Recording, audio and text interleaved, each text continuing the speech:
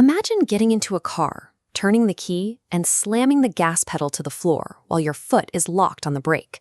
The engine roars, the tires spin, thick smoke fills the air, and the internal gears grind against each other. A tremendous amount of energy is being spent, but the car doesn't move an inch. Instead, it slowly tears itself apart from the inside out. In human relationships, we all have an internal gas pedal, our natural, biological drive to seek closeness, comfort, and love. And we all have a brake, our subconscious defense mechanism designed to protect us from getting hurt. For most people, navigating a relationship means gently alternating between the two. But for a specific group of people, love creates a terrifying internal friction. Their mind constantly fights itself, making relationships feel like an exhausting, immobilized state where they want love desperately, but feel entirely stuck. Psychologists have a specific term for this exhausting tug-of-war. They call it fearful-avoidant attachment. This chart maps out how we connect with others. On one side, some people mostly hit the gas. They have high attachment anxiety and constantly seek reassurance. On the other side, some people mostly hit the brake.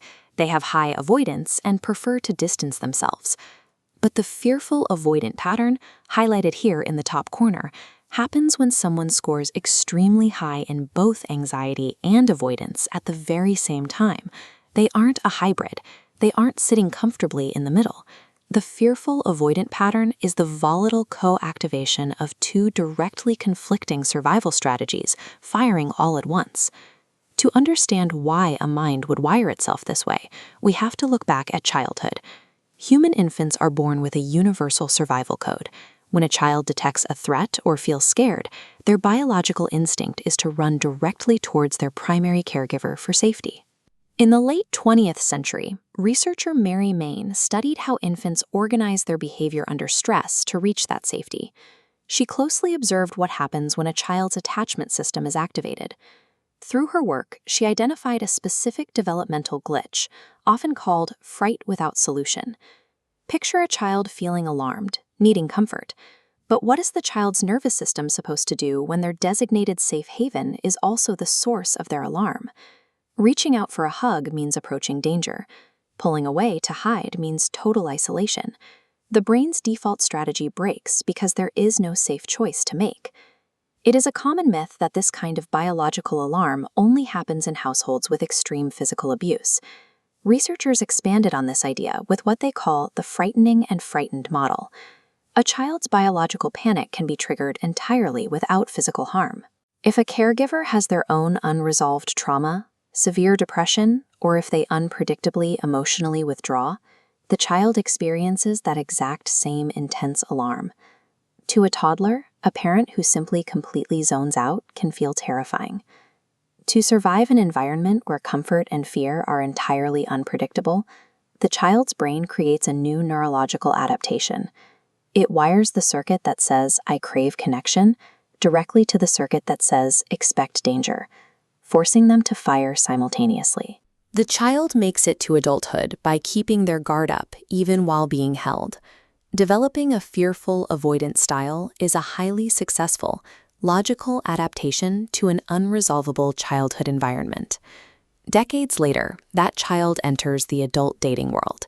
They meet someone kind. They enter a serious relationship. But their nervous system doesn't see a loving partner. It instantly recognizes the old, familiar trap of intimacy. This diagram illustrates exactly what that feels like. We have two distinct waves representing the internal experience. The blue wave is the deep desire for closeness, and the red wave is the urgent need to escape.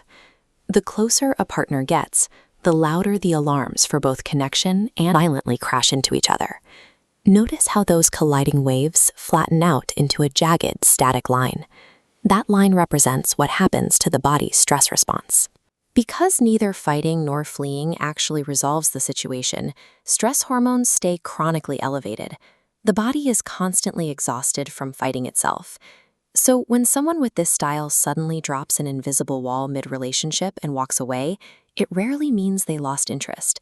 They are experiencing an overloaded nervous system initiating an emergency shutdown to survive the pressure. From the outside, this sudden shutdown often looks like toxic or manipulative hot and cold behavior. But on the inside, the individual is trapped in a painful loop of terror, shame, and a desperate longing to be understood. Because of how intense this looks, the internet often misdiagnoses it. You will frequently see fearful-avoidant attachment confused with borderline personality disorder, or BPD. While there is some symptom overlap, they are very different. BPD is a pervasive condition that involves broad instability across a person's entire identity, mood, and impulsivity in many areas of life. Fearful avoidance is a specific, isolated reflex triggered entirely by close relationships. Outside of romance, the person's life is often highly stable. Adopting an inaccurate medical label traps you into believing you have a permanent personality defect. Recognizing this as a learned relational reflex means you can heal it.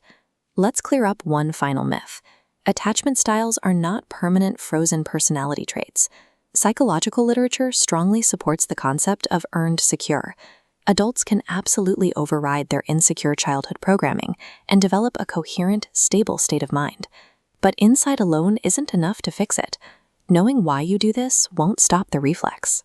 The nervous system only updates its software through repeated experiences that prove it is safe, like navigating conflict in a supportive partnership or working with specialized therapists.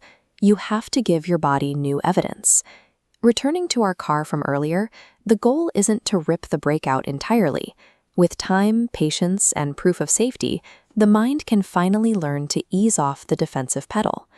Fearful-avoidant individuals are not broken, and they are not destined for isolation.